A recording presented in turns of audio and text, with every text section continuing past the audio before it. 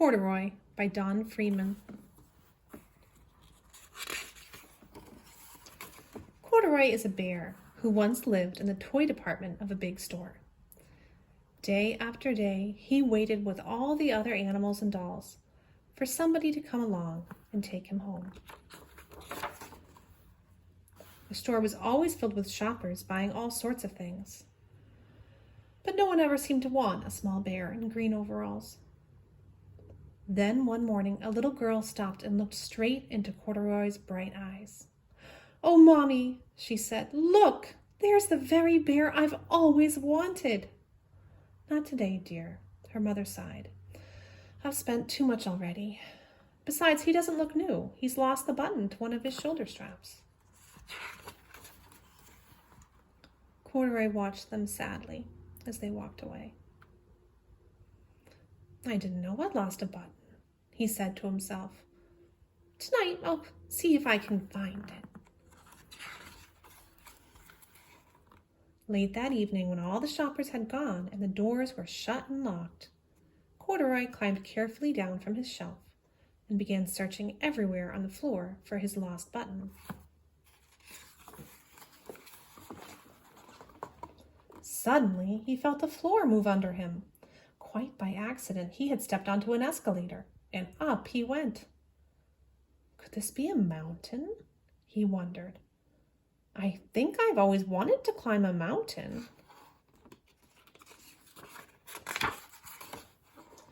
He stepped off the escalator as it reached the next floor, and there, before his eyes, was a most amazing sight. Tables and chairs and lamps and sofas and rows of beds. "This must be a palace," Corduroy gasped. "I guess I've always wanted to live in a palace."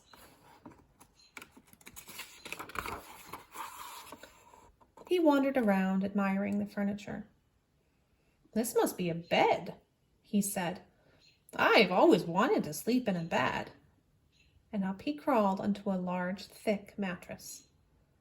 All at once he saw something small and round. "Why, here's my button," he cried, and he tried to pick it up. But like all the other buttons on the mattress, it was tied down tight. He yanked and pulled with both paws until pop! Off came the button, and off the mattress Corduroy toppled, bang, into a tall floor lamp. Over it fell with a crash.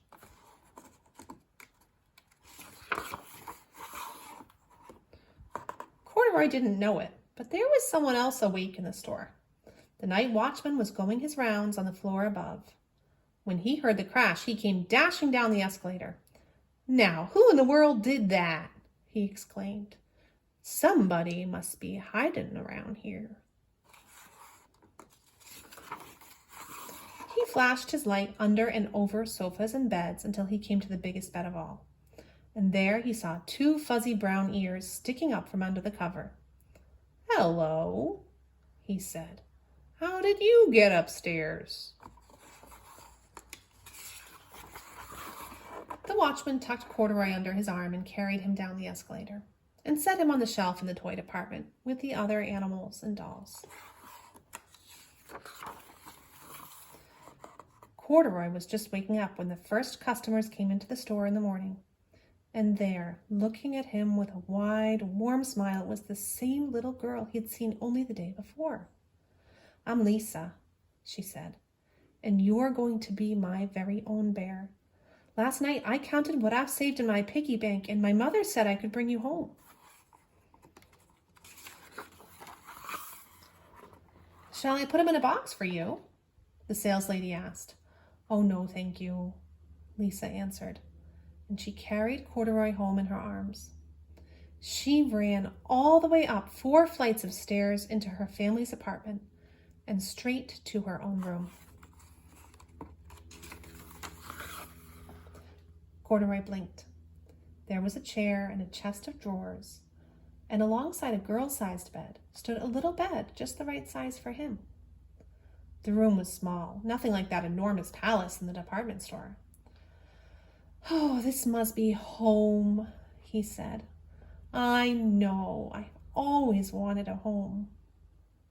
Lisa sat down with Corduroy on her lap and began to sew a button on his overalls.